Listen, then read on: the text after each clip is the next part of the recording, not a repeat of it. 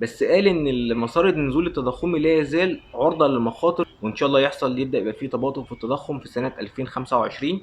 الاسواق اللي حوالينا زي ما احنا شايفين بالنسبة لاسعار الذهب. ازيكم يا جماعه عاملين ايه؟ زي ما كنت توقعت قبل كده البنك المركزي المصري ثبت اسعار الفايده، وده يعتبر كده البنك مثبت الفايده لثلاث مرات على التوالي. هنقرا دلوقتي قرار البنك المركزي ونعرف ليه هو ثبت اسعار الفايده. القرار هنا بيقول: قررت لجنه السياسات النقديه البنك المركزي في اجتماعها الخميس 5 سبتمبر الابقاء على سعري عائد الايداع والاقتراض الليله الواحده. سعر العمليه الرئيسيه 27 وربع، 28 وربع، 27.75 على الترتيب. كما قررت الإبقاء على سعر الائتمان والخصم 27.75. ده اللي يهمنا، إن سعر الائتمان والخصم لسه زي ما هو 27.75.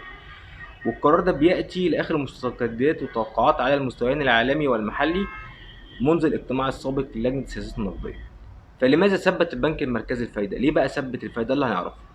البنك المركزي قال إنه على الصعيد العالمي يظل معدل النمو الاقتصادي مستقر إلى حد كبير، وإن كان أقل من مستواه خلال الفترة السابقة على جائحة كورونا. وقد ساهمت سياسات التجديد النقدي في اقتصادات الأسواق المتقدمة والناشئة في انخفاض التضخم عالميا، حيث استمر بعض البنوك المركزية في خفض أسعار العائد الأساسي مع اقتراب التضخم من مستوياته المستهدفة. ويعود التيسير الطفيف في الأوضاع النقدية أيضا إلى المخاطر النزولية المتعلقة بالتشغيل والنمو الاقتصادي. يعني إيه الكلام ده؟ منذ جائحة كورونا اللي حصلت في 2019 في بنوك كتير كانت بتطبع فلوس وتوزعها على المواطنين بتوعها، زي الاعلانات اللي كانت بتطلع في امريكا. وناس كانت شغاله في البيت ما بتتحركش وكان بيجي لها فلوس لغايه عندها. فده اثر وعمل حاجه، نوع من انواع اسمه التضخم. التضخم ده الناس معاها فلوس كتير وهي اصلا ما بتشتغلش، فكانت بتجي لها الفلوس دي وهي قاعده في البيت. فبقى معاها فلوس، الفلوس دي ممكن تنزل تشتري بيها سلع كتير. السلع اللي تنزل تشتريها دي ده اسمه ضغط على الاسواق. انا معايا فلوس كتير، السلع هي بالعكس السلع بتقل عشان اغلب المصانع والحاجات في جائحه كورونا بدات ما تنتجش زي الاول. فبقت حصل تضخم، السلع دي سعرها بدا يعلى.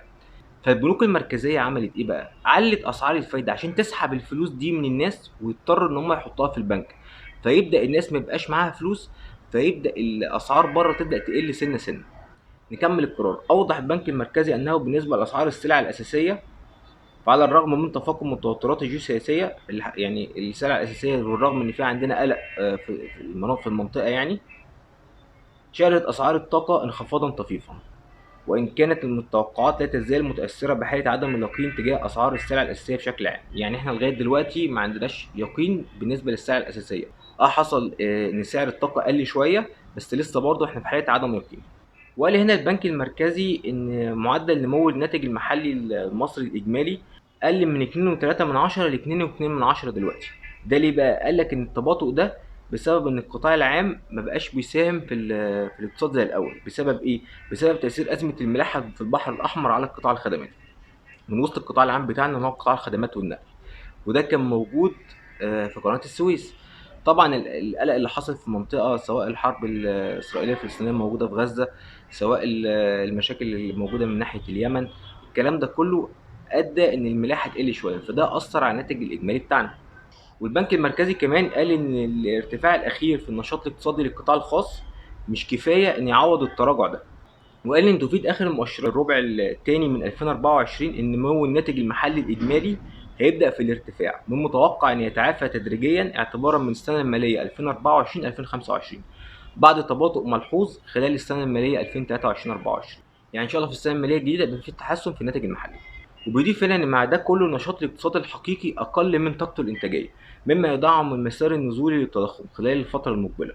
ومن المتوقع أن يظل كذلك حتى يقترب من طاقته القصوى على المدى المتوسط. يعني قال هنا ان الطاقه الانتاجيه لسه ما وصلتش للذروه بتاعتها، لما توصل للذروه بتاعتها على المدى المتوسط الجاي ده هيقلل برضه من معدل التضخم. هيبقى في سلع كتير موجوده في السوق، فده يعمل نوع من انواع التنافسيه، فهيخلي الاسعار تهدى شويه. وقال كمان ان معدل البطاله عندنا في مصر بدا يتراجع من 6.7 وصل دلوقتي ل 6.5، وده بسببه شكل اساسي ارتفاع عدد الناس اللي اشتغلت في قطاع الزراعه. وقال كمان ان التضخم السنوي للسلع الغذائيه لا يزال يدفع التضخم العام نحو الانخفاض. جدير بالذكر ان معدل السنوي لتضخم السلع الغذائيه 29.7 في يوليو 2024، وهو ادنى معدل له مما يقرب من عامين. يعني تضخم السلع الغذائيه، ان اسعار السلع الغذائيه بتزيد، ده يعتبر اقل سعر تضخم ليها من سنتين. يعني السلع الغذائيه سعرها بيزيد بس مش زي الاول، مش زي سنه الاساس.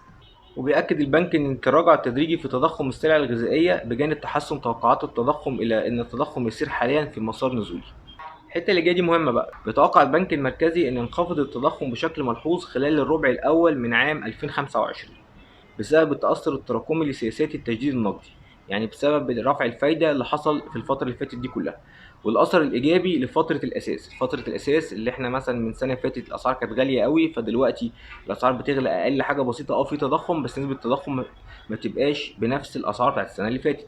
بس قال ان المسار النزول التضخمي لا يزال عرضة لمخاطر صعودية، يعني برضو ممكن يحصل فيه صعود في التضخم.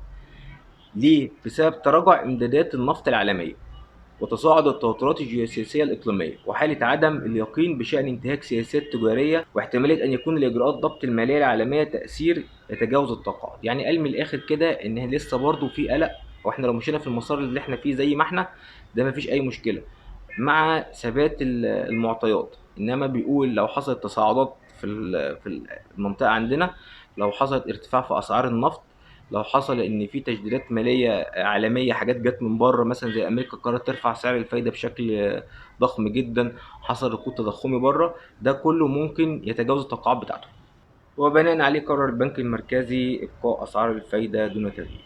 نلخص بقى الكلام ده كله في ايه؟ البنك المركزي قرر ان هو يثبت اسعار الفايده. ثبت اسعار الفايده ليه؟ عشان خاطر نسبه التضخم عندنا لسه ما وصلتش للمستويات اللي هو عايزها. احنا ماشيين في مسار كويس، بس في شويه توترات عندنا في المنطقه، لسه الاقتصادات العالميه لسه ما تعافتش، الاقتصاد الحكومي ما بقاش بيأدي قوي في النمو بتاعه بسبب موضوع الملاحه اللي حصل في قناه السويس. التضخم بيقل بناء على سنة الأساس، يعني أقل من السنة اللي فاتت الأسعار بتزيد بس مش بنفس السرعة بتاعت السنة اللي فاتت، ده معناه إن التضخم بيقل. فبناء على كده الأسعار بدأت تهدى شوية، أو بدأت تثبت، مش بدأت تهدى شوية، أو بدأت ترتفع بشكل بسيط مش بنفس الارتفاعات الجنونية بتاعت السنة اللي فاتت.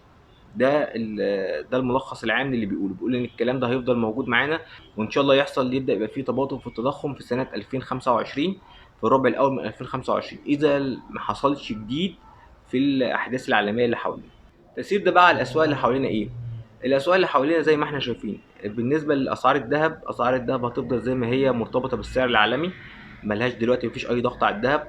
طبعا لو البنك المركزي قرر يقلل سعر الفايدة فهيحصل خروج من السيولة في البنوك، فده يعمل ضغط على الذهب في المحلي، فمعنى كده إن أسعار الذهب محليا ممكن تعلى شوية بره الأسعار العالمية. إنما دلوقتي طالما البنك المركزي ثبت سعر الفايدة، فإحنا دلوقتي مرتبطين بالسعر العالمي. السعر العالمي دلوقتي يعتبر عالي، عالي عشان خاطر الناس كلها متخوفة من اجتماع البنك الفيدرالي الأمريكي اللي جاي، إن هو يقلل الفايدة ب50 نقطة أساس. لو قلل الفايدة 25 نقطة أساس هتفضل الأسعار زي ما هي. قلل الفايدة ب50 نقطة أساس، حاجة من الاتنين، إلا أسعار الذهب هترجع تعلى، إلا هتحصل عملية جني أرباح، بعد كده ترجع تعلى تاني أسعار الذهب الفترة اللي جاية، لغاية لما يحصل استقرار عام في الأسواق، وأمريكا توصل لمستهدفات الفايدة بتاعتها وتوصل لمستهدفات التضخم. بعد كده يبدأ الذهب يمشي في المواسم المستقرة بتاعته. ده كان كل حاجة النهاردة. معاكم مؤمن سيد، أشوفكم في فيديو جاي إن شاء الله. سلام.